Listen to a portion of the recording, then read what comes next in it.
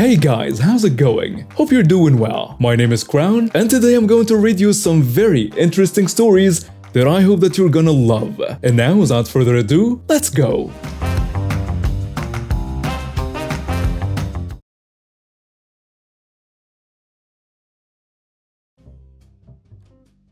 I have a bunch of guppies, mollies, and some tetras.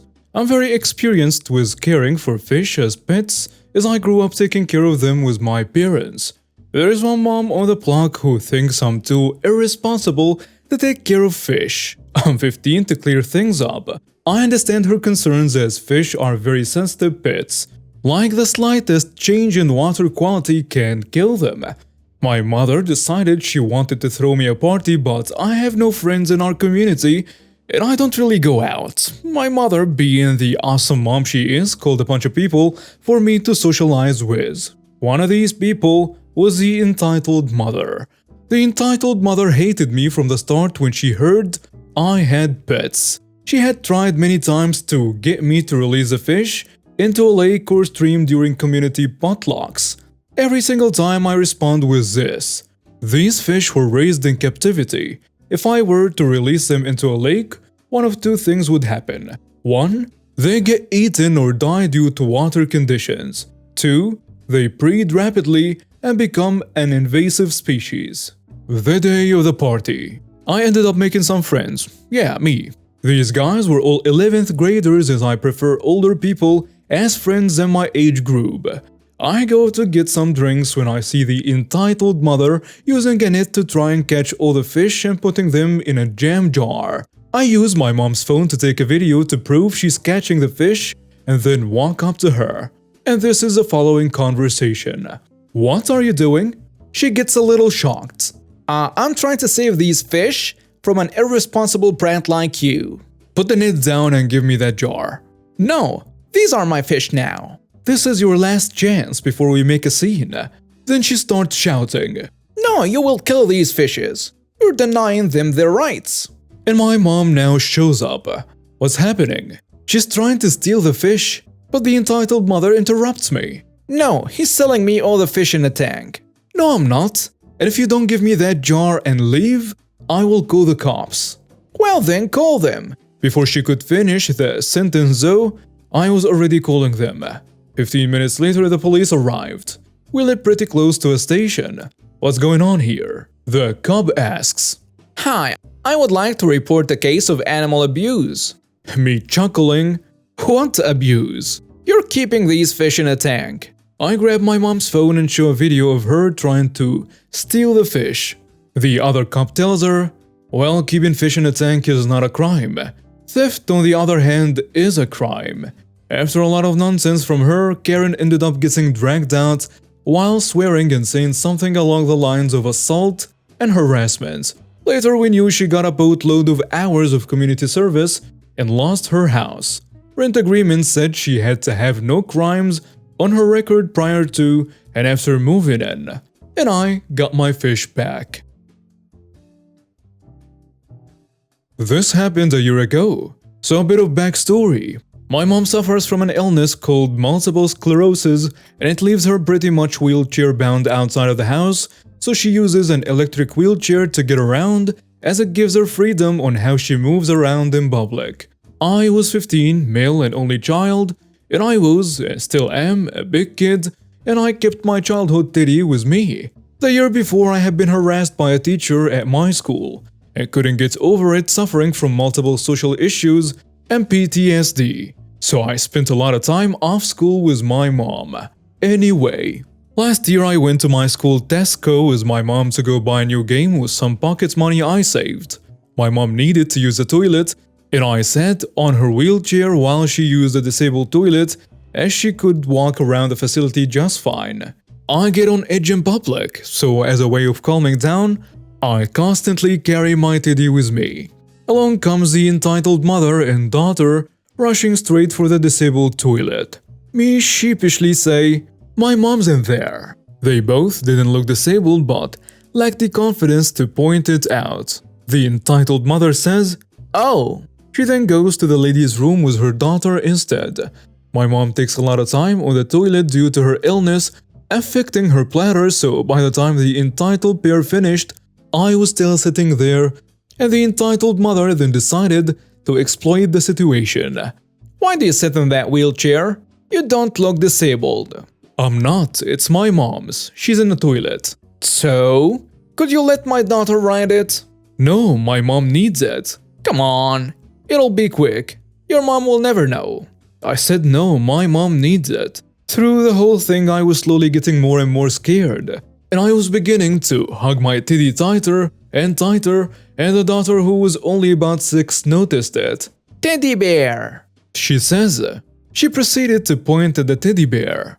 Mommy, I want to hug the teddy bear. Yeah, you look way too old to be carrying around that silly teddy. Could you give it to my daughter? At this point, I had basically hit DEFCON 1. I was curling myself up into a ball of my mom's wheelchair and began to suck my thumb. Don't be like that. It's only a silly teddy. At this point, the entitled daughter was in tears, and the mother tried to do something about it. She lunged at me, trying to pull the teddy out of my arms. I screamed, as I don't like any physical contact with anyone apart from my family. The entitled mother recoils back, and I roll out of the wheelchair and into a corner right next to the toilet door. The entitled mother places her daughter into the wheelchair just as a Tesco staff member rushes in to see a crime ball on the floor near a wheelchair and the mother stealing the wheelchair. At this point, everything was basically a blur, as I had a panic attack and was taken to a hospital. I found out my mom and dad pressed charges for assault, and I learned nothing else. I'm writing this as a healthy 16-year-old with an improving mental state, and in the past year I've managed to gain the courage to go back to school. And I'm just about finishing my GCSEs now. And yes, I still have the teddy.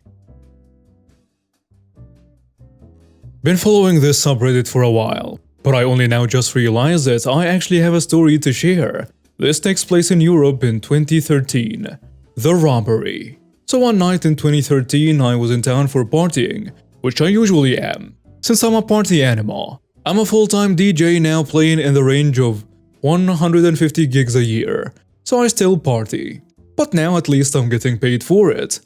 I'm also an avid book reader, and had a 7-inch Google Nexus tablet for that purpose, which I had with me for the train/bus trips since it actually fits my back pocket. I decided to head home around 3 AM. Not being drunk, I quit drinking 2 years before that, but stopped for some Mexican food along the way, which I brought with me on the train. In the train there is a guy in a blue jacket who has a bike. I did not notice him at first, but looking back after the robbery, I did notice him in the train because of his jacket standing out. I just didn't realize at the time. He has spotted me reading on my tablet. I exit the train and decide to eat my food at the station.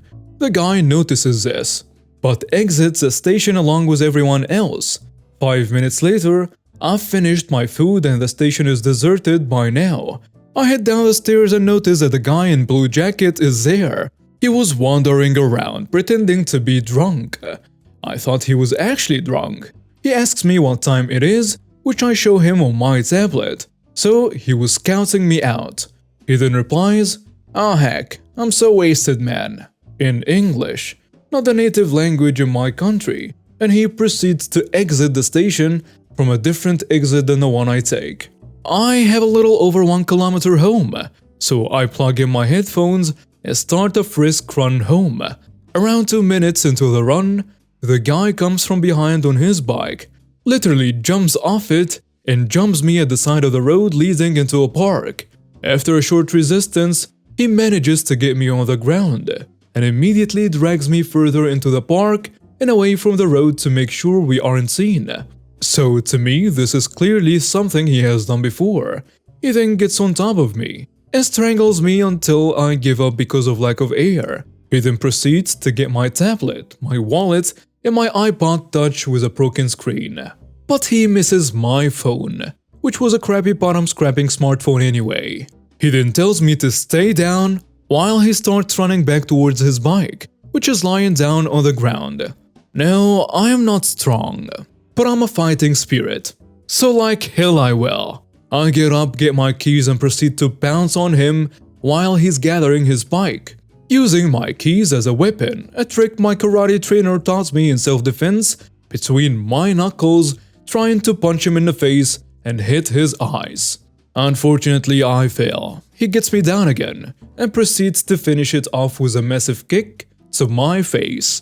I'm up again relatively quickly, but this time he finally gets away. Now at this point I'm desperate to call the police fast, but I did not realize he didn't get my phone.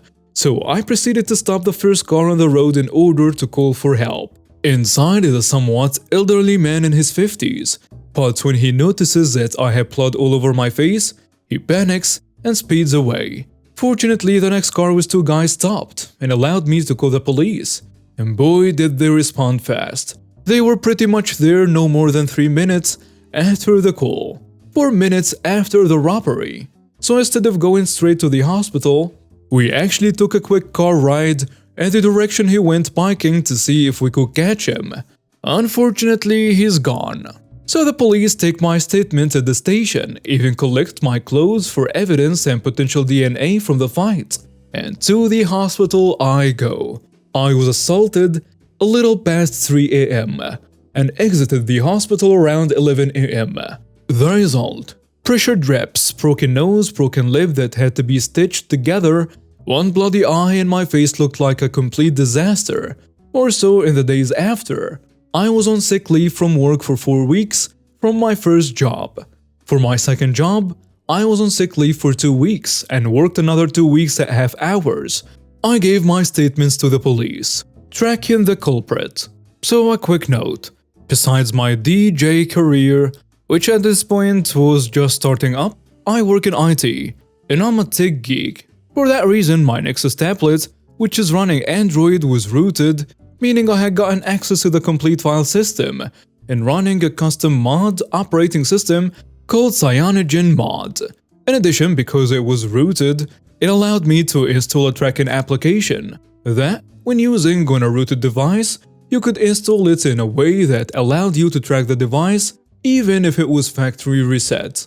So one of the things I almost instantly did at home was to report the device lost at the tracking application's web interface, and then wait for it to pop up.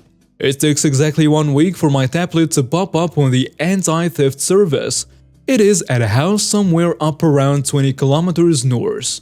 Now, at this point, a happy coincidence kinda happened. I have a female cousin on my father's side who I don't see much, but she happened to be married to a cop at the time. Let's call him Charlie. Charlie, even though we've never met each other more than a few times, recognized my picture when he happened to stop by the case. When I reported the location of the tablet to the police, he decided to take a colleague and go kick down the door. Metaphorically speaking, but that's the phrase he used, at the house. Turns out a retired cop lives there. He had a tablet like mine that he had his daughter bring to a shop for repair, and the shop had given them my tablet back instead of their own. Charlie and his colleague get the name and address of the shop, go there, and make the owner cough up where he got the tablet. They get a name, but I was told that they decided to get a warrant and return later to raid the place anyway, which made me a happy man inside. 1 week later again, and I'm now sitting at the police station with my tablet in hand. Unfortunately, it now belonged to the insurance company, since they paid out the insurance for my lost stuff. But it felt good to know that all of that effort I put into keeping my devices safe secure wasn't in vain. In addition, I was given photos of 10 suspects and managed to identify the correct one they had decided to put a warrant out for. They had managed to identify him from the security footage, from the train station, and the train, in addition to the name given by the owner of the repair stop. Funny side note, I actually had to help the police with playing the footage a week earlier, since they are somewhat IT imbeciles. I couldn't figure out how to play the footage in the format they had received from the train company on their work computers. A few months later, I got an email from the officer handling my case saying they got him. The trial. The case goes to trial. At this point, he has been in prison for half a year, since they were checking up on other crimes he had committed. Turns out, he had robbed the girl's phone the same night, and also in some way harassed her. She testified first, but I didn't get to listen to her testimony. She comes out of the courtroom and she's crying, with her sister and mother consoling her. I never got to talk to her, so I don't know who she was. My turn. I go in, dead cold. Testifies before the judge and two late judges, calmly explaining the events. The guy sitting there with tears in his eyes. He has a translator in addition to his attorney, since he's a foreigner. I don't stay for the sentencing, but my attorney calls me later. The guy got 1.5 years in prison. He already served that first half year and was banned from entering the country for another 6 years after that. I was awarded around the equivalent of $3,000 in damages. Around $1,000 was to cover the lost items. Insurance doesn't cover the first $350 and lost work hours, and another $2,000 because they deemed his assault on me to be significantly violent. Judges had seen the pictures of the damage he inflicted. I don't know what the girl was awarded, but I suspect it was less than me. We don't really get awarded big damages in my country, but it was more than enough for me and I was happy. Afterthoughts. I'm a very studious person with a personality made of solid granite, so I was mostly unaffected psychologically by the events of that night, with a few exceptions. For a few years after, I would get jump scared when a bike would pass close by me and I would immediately go into battle mode. This has mostly gone away by now, but other than that, it takes way more than one massive jerk to bring me down mentally. My broken nose was fixed somehow rapidly, although I had to get it corrected at the hospital, which was very, very painful. The blood vessels in my eye healed over a few months' time, and I was decently looking again after about a month. The big problem was my ribs, however. I was in pain for like 4 months, and could still feel them slightly for another 4 months after that. The person that I'm the most angry at in this entire chain of events was not even the robber, but the man who drove away without helping me. Getting jumped from behind by a guy on a bike didn't shock me at all. All that did was awaken my fighting instinct. But stopping a car when you're in need of help, and then seeing the help you are expecting to just accelerate and drive away really hurt me inside. To this day, I'm still somewhat angry at that man, even though I can understand why he got scared. I also regret not getting the contact information of the two guys who did stop and help me call the police. If you ever read this, thank you. Thank you for watching and see you next time.